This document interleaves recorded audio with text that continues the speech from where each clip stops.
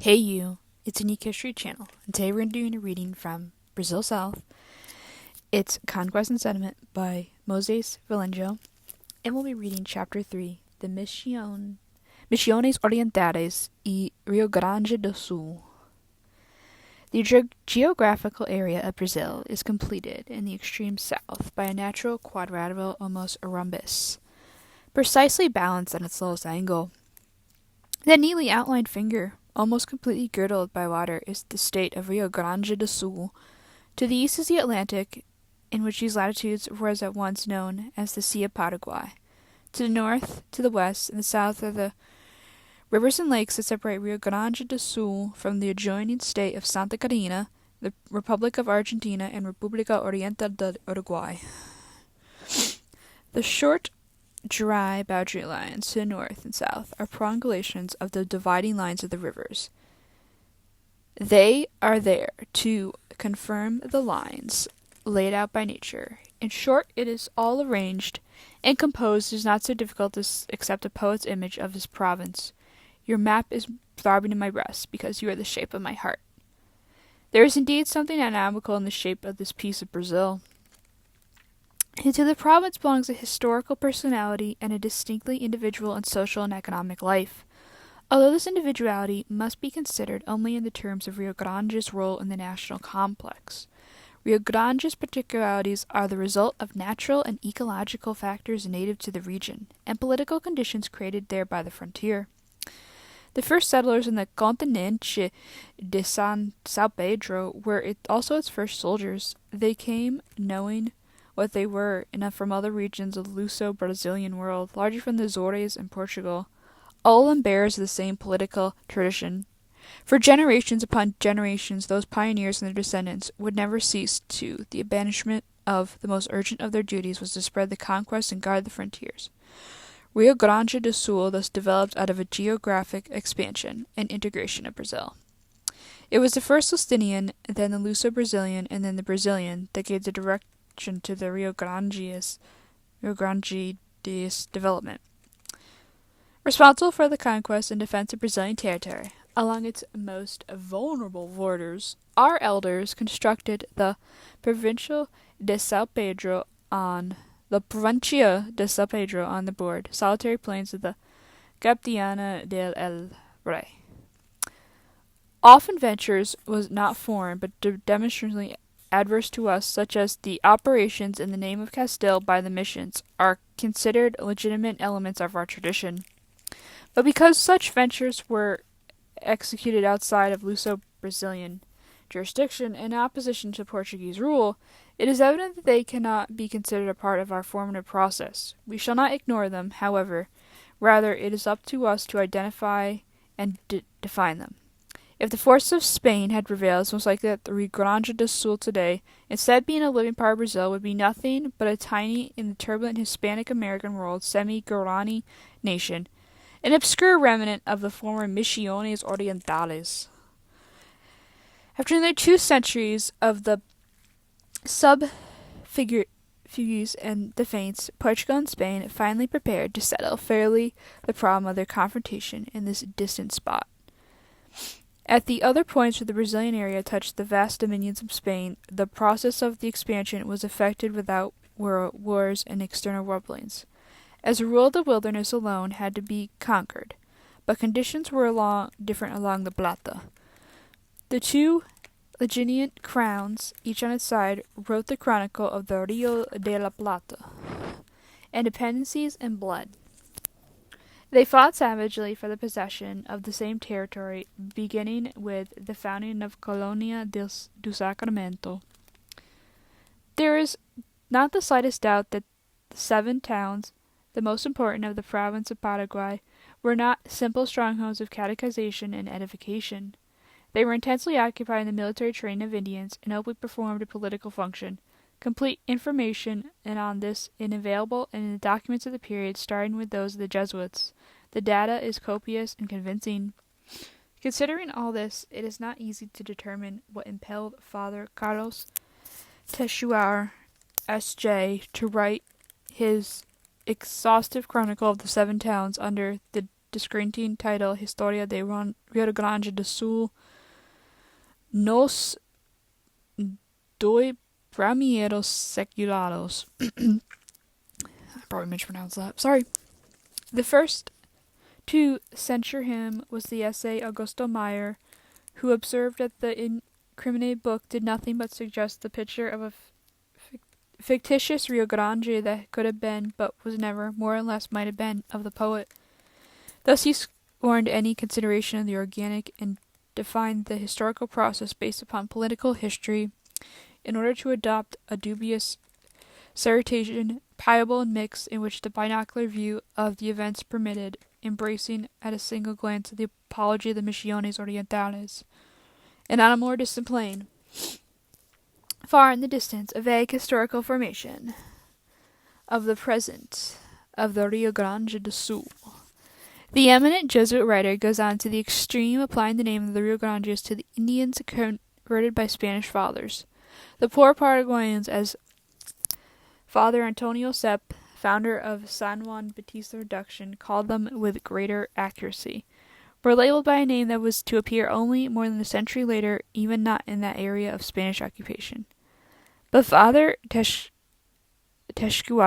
went even further in his entanglements of facts. Since him, the Indians incited the fathers of the ascendancy of Spain were already Rio Grandenses. The Sertanista exploits resulting in the destruction of the first documents were called clashes between Paulistas and Rio Grandenistas. In his critical commentary and appeal to the volume 3, 𝗖𝗵 compounds the error. To the painstaking labor and education of Father Carlos Teixeira we owe the precious volumes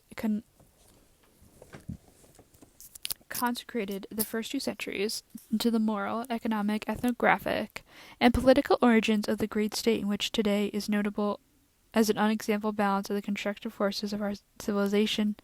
The happy land of Rio Grande began with the integral Indian civilization of the extreme west, with its missions on the Uruguay River, early disturbed by the primeval ambitions of the half-breeds. In spite of its literal civilization, the Rio Grande do Sul today owes much of its first founders and settlements and what there was, and submits among some of its primordial riches, its field of cattle, whether it's wheat or its vineyards, its yerba mate. All had this started the missionary culture of the West before the consequence of literal. Father Teixeira's book, intended to commemorate the first centenary of our independence, has the epical significance on the current occasion that we shall not be indifferent to the glorious state. As in a Bible shell, we see the progressive contact between the Indian civilization beginning interior and the literal civilization which established itself on the latter. About the middle of the 18th century, on the beaches, Rio Grande retains differential and distinctive traits. An almost patriarchal direction in its politics derived from pastoral customs. Its people's soul is revealed in the poetry, legends belonging to it, the 𝗕𝗵𝗇 type. Entirely different from the 𝗕𝗵𝗇, hillbilly, backwoods yokel, or the Cincinnati, the hinterlander, is related to that of the enormous Hispanic region. And from all that but common region is the picturesque language in which we were acquainted. The missionary territory in which the Jesuits lived and operated fell wholly within the Spanish jurisdiction. The top of Rio Grande was but the name of a remote, out-of-the-way natural canal on the coast. The real Rio Grandes, a pure Lucio Brazilian stock, appeared in the Tate country only after 1801. When a missionary area was incorporated into the captaincy of 𝗖𝗵𝗇. This occurred more than 40 years after the expulsion of the Jesuits by the owners of the land, who at that time were Spaniards themselves. Before the episodes of Burgos Canto and Santos Pedioso, 1801, it was not legitimate Rio Grandes that made history on that fertile, desirable shore of the Uruguay, but the Spanish Jesuits with their Indians, with their martyrs, with their herds and their cultivated fields, and their arduous and valiant collectivist experiment, with their vigilant military action, with their war parties and with their heroes. The picture is entirely foreign to the Rio Grande's history. It was all conceived and put into effort under the strict jurisdiction of Buenos Aires in opposition to the Luso-Brazilian realm. The Jesuits having been expelled, they were replaced by military commanders. The process of devastation of the misiónes oriéntales began at that moment. Only after more than 4 decades of violence and internal spoliation was the missionary area conquered and annexed to the Rio Grande. The men, then, who forged our history were the heroes of that incorporation. They were Borges do Canto, Santos Pedro, and the Baron de Cerro Largo and Chagas Santos. They were the numerous dones of the great land, some called 𝗕𝗵𝗫 and their overseers and their parents, finally the immigrants and their descendants, which are prosperous farms and industries. The 7 towns which compose the richest part of the provinces of Paraguay, itself a part of the assistancy of Spain, must figure among the factors mobilized against the development of southern Brazilian and Rio Grande.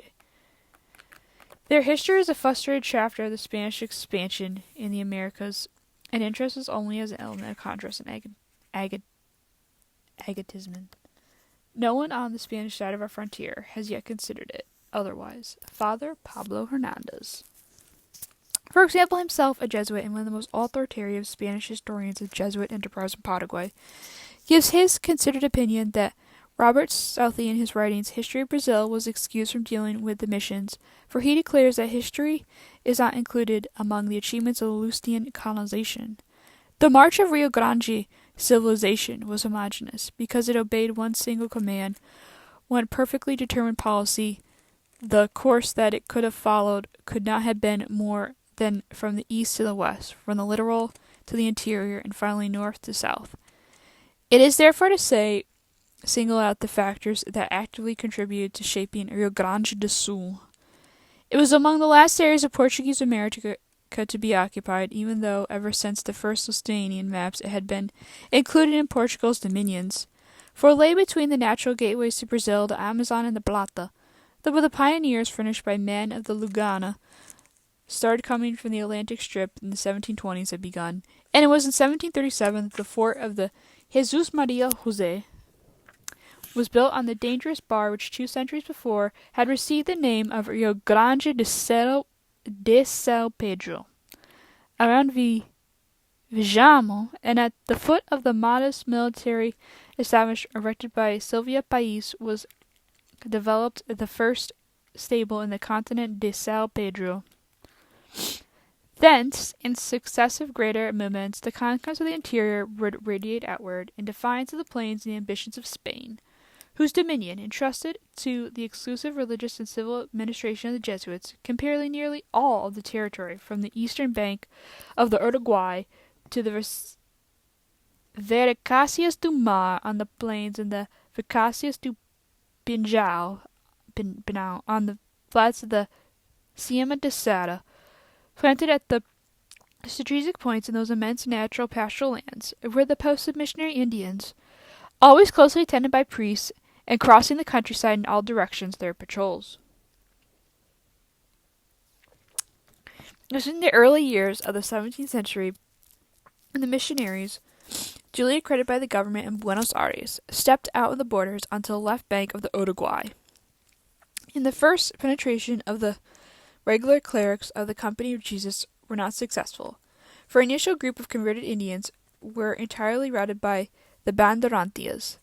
Only essentially after the decline of the Paulista thrust would they return to occupy the same region and surrounding country, spreading out their mate plantations and cattle ranges through nearly all the territory that is Rio Grande do Sul today.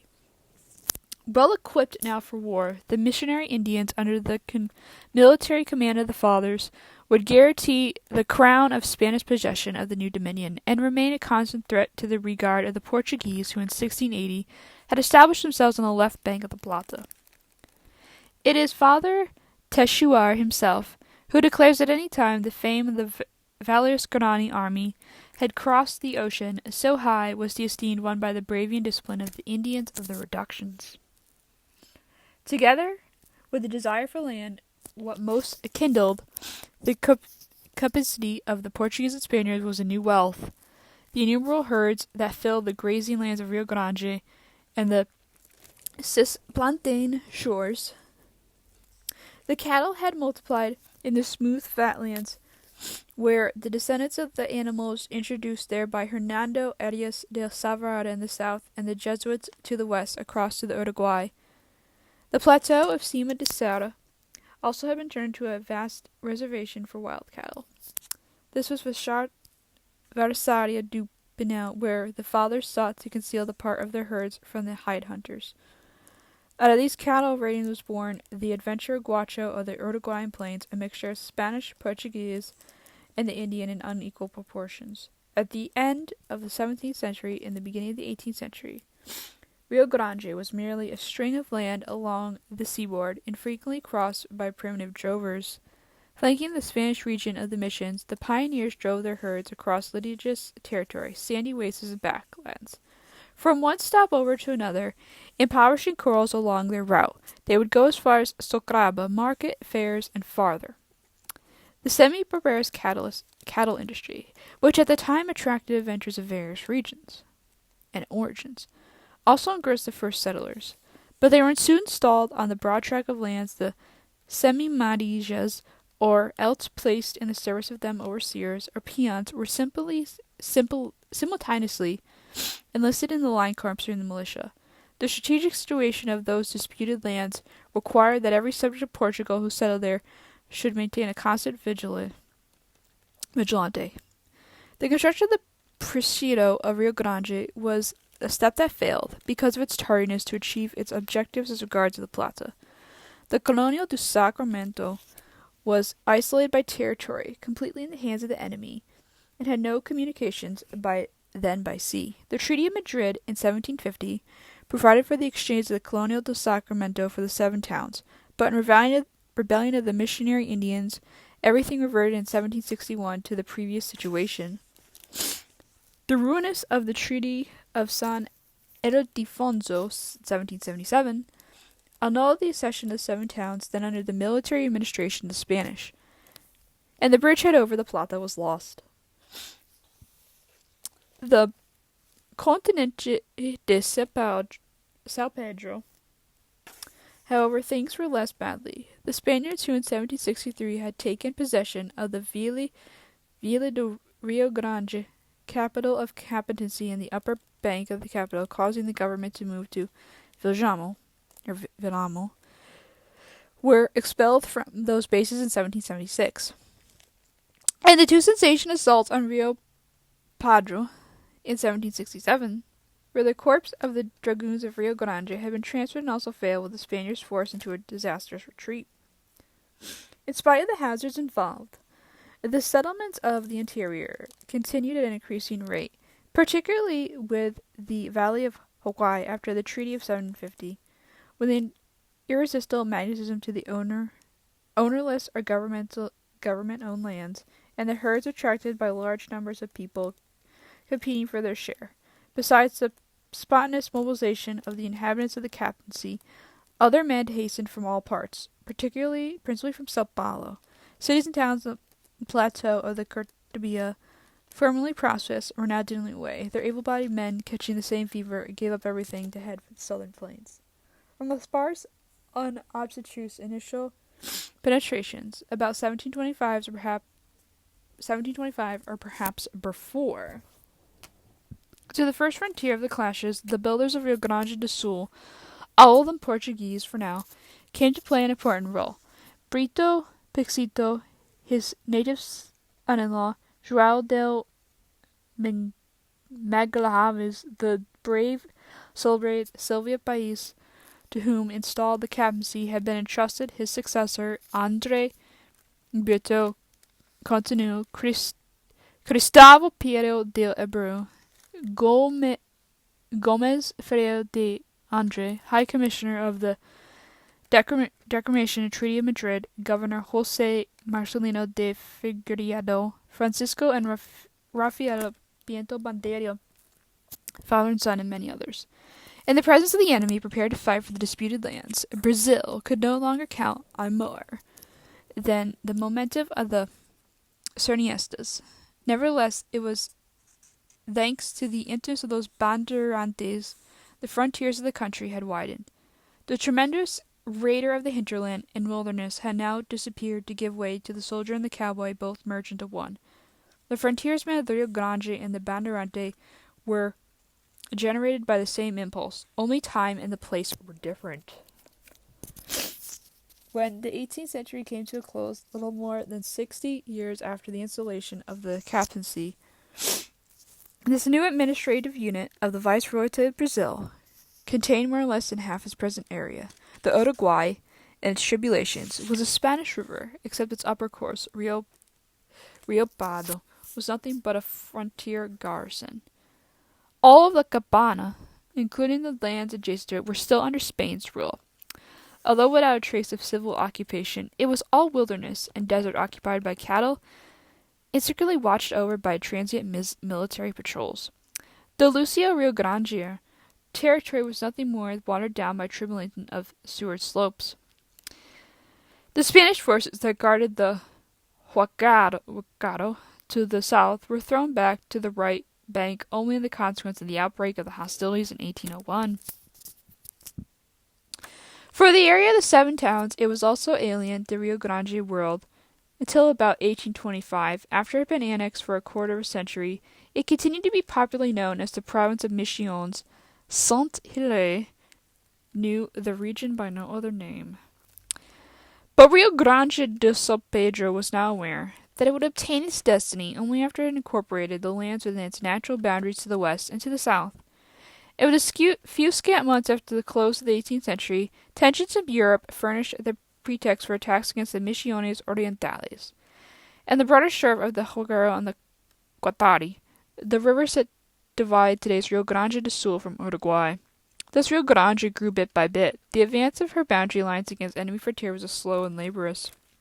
Prior to the beginning of the 19th century, the region was cut into enormous slices, set obliquely and set with each different owner. The lower and the western parts contained the elements hostile to Rio Grande tradition, the bastion of Santa Tequila, the Spanish armies in the Salcedo, and Ceballos, in the particular Misiones Orientales. There, since the end of the 17th century, the missions became advanced outposts of the Spanish dominion. The mass converted Indians, on the constant military vigil, became the most feared and efficient defense against the Luso-Brazilian expansion. In light of this, we cannot imagine how the venerable Father Carlos Teixeira was led to confuse the birth and life and the death of Spanish missions on the left bank of the Uruguay to the early chapters of the Rio Grande. The experiment carried out there in an area alien and hostile to Luso-Brazilian tradition was in complete opposition to Rio Grande development. Unhappily, after the author of Historia do Rio Grande do Sul nos 2 primeiros séculos has been alone in his mistake. The seeds sown by him continue to germinate. There is no reason to consider the deeds of mission heroes among the Indian 𝗕𝗵 as part of the Rio Grande tradition. Nevertheless, there has been a movement to erect a statue in bronze or in marble to the missionary tribal chieftain to set him up as a proper object of Rio Grande homage. Often it seems we prefer the sentiment to the truth. Hence our readiness to be seduced, as demonstrated in the case of 𝗕𝗵. But really there can be no spot for him in the gallery of our legitimate heroes. He not only belonged to a historical tradition other than ours, he performed his feats in an enemy camp. It has been said wittingly and correctly that 𝗕𝗵 is a phantom in Rio Grande history. The hard, laborious growth of Rio Grande included the areas of Misiones Orientales. After the total disintegration of the experiment attempted there by the Jesuits of the province of Paraguay, there are writers who assert Rio Grande civilization marched towards the east and originated in the Seven Towns. They forgot our tradition, forged in conquest, has cultural bonds only with the Luso-Brazilian cause. Our Instituto Histórico y Geográfico in an attempt to end the current misunderstanding about misiónes oriéntales, has, with exemplary objectivity, taken a stand on the subject of 𝗕𝗵. It is said that our civic pantheon could not entertain a native who had a sense of patriotism and stood firm against the Portuguese. The Spanish chieftain acted, in fact, a service of an enterprise stimulated largely by militant hatred of the people who ultimately conquered the Rio Grande for the Luso-Brazilian world. No one denies the gallantry of the Guarani warrior, already exalted with the literary brilliance of Manlito de Ornelas. But imagine the disaster for 𝗕𝗵's cause had won against our pioneers. Rio Grande do Sul today would be a disjointed territory with political consistency, perhaps split between two or more sovereignties. Just what do we know of 𝗕𝗵.𝗕𝗵? To begin with, no one knows the certain side of the Uruguay he was born. But born on the left bank or the right is the fact that he was the Jesuits enlisted him in the service of the territory of still Castilian. Although the region east of the river lay within the area of Luso-Brazilian expansion. The Seven Towns portion of Paraguay was to be incorporated into Brazil only after nearly half a century following the death of 𝗕𝗵.𝗕𝗵. The chief magistrate and military leader of San Miguel came to the world then under Castilian flag, and was natural his weapons were always turned against the scouts of Continente de São Pedro. Brought up in the Ignatian enclosure, he was to leave it, like any other council members, only when the governors of Buenos Aires took formal office in that high post. On such occasions, the Indian officials went down to the port city and gave the usual welcome to the agent of the Spanish monarch, and pledged obedience to him. Another reason for leaving the reductions always under the watchful eye of the priests was the constant military expeditions to put down outbursts of rebellion or to carry out operations against the Luso-Brazilian enemy. It is needless to emphasize that our hostility of the Guaranis towards our ancestors was instigated by the regular clerics of the Company of Jesus, who thus revenged themselves for the damages they suffered from the bandeirantes. We do not think it right to consider 𝗕𝗵.𝗕𝗵's case an unimportant matter. And yet even today, we are more than good neighbors, friends of the people surrounding us. We must not tolerate a false fiction of the history to the point of confusing our real heroes with those who warned against us. Can it be that someone is seeking to convert Rio Grande into a kind of neutral, indiscriminate land devoid of national character? What concealed design lies therein? Whether as a vassal, as a taxpayer to Castile, or as an instrument of the temporal dreams of the Company of Jesus, the Guarani chieftain escaped being entirely foreign to Rio Grande's past only because he figures along the elements actively opposed to it. When the men of 𝗕𝗵.3, among 𝗕𝗿𝗵.𝗕𝗵 and Francisco Pinto Bandeira, father of the greatest warrior of these regions, found themselves at the stockade of Rio Padre, who was on the enemy's side to the possession of the land? 𝗕𝗵.𝗕𝗵. What would the builders of Rio Grande do São Pedro say, from the depths of their tombs, if they knew about the attempt to agonize those who most stubbornly oppose the advance of our civilization? There is no more effective way to adulterate the medium of a tradition, to corrupt it its very sources, and to jumble the values of the forces of history that have set in conflict. And yet we are sure not to deliberately apply themselves to that objective, but it must be forget that the naturalized citizenship of the spirited military leader of San Miguel is an absurdity. If the missionary hero is really deserving of monument, let it be put outside of our jurisdiction. Furthermore, the figure of 𝗕𝗵 bulks larger in mythology than in history. Here let us again consult our Instituto. From the historical point of view, the characterization of the figure of 𝗕𝗵.𝗕𝗵 is difficult. Over him is a mystic vision, dominant and generalized, which alters and distorts its essential lines, the real, the only personality seen and comprehended by the exegesis of our history. It is important to prove the statement. Hardly does this variant astute Indian emerge in the events of unfolding the war of missions which his legend imposed himself, enveloping him into a whirl of fantasy and mystery, that has led to some sort of popular canonization. The mystic halo we must not take away from him. There under his birthmark he is almost a saint, rising above the mean death reserved for him. But we do not really know whether the feats of the chief magistrate of San Miguel out to inscribed in the overseas chronicles of Castile, or the history of the company of the Jesus. It's a problem not us to solve. There are those who allege on behalf of the post-harmonious naturalization of 𝗕𝗵 that he is first of all an obscure force of nature, an expression of the elemental powers, and a blind post against the greedy European invader. The argument goes on from there, following the course of infinite dialect that would lead us backward to one of the least figureless stages of literacy, romanticism, that of the good savage. But when the caudillo of the Spanish Jesuits began to play part in the drama of the misiónes oriéntales, he had already risen above the status of a simple savage. He has been considered someone's first Guacho writer, because he has scribbled at least 14 letters, although none of them, of course, in Portuguese, and which was not his language. The man responsible for this discovery is Professor José Hansel, for whom was a great Rio Grande officer, an Indian relative of culture, was like the illustrious chieftains in academy of Jesuit culture. In addition, he must have distinguished himself from his poor racial brothers to be elevated as he was to function in the responsibility of the administration, and the defense of Jesuit organization, such as that of the chief magistrate or military commander.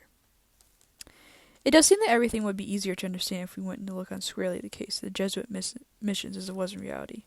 Not merely alien, but hostile to the formation of Rio Grande do Sul. Regardless of how much we respect the utopian ideas which led the inoculates to attempt their experiment in a geographical area disputed by two colonial powers, there's only one fact that above any ethical or sentimental reactions, the relationship of the Lucio-Brazilian world with the Jesuits of the provinces of Paraguay was one of open hostility. A collision of those forces of 𝗕𝗵 had his place among the adversaries of the builders of Rio Grande.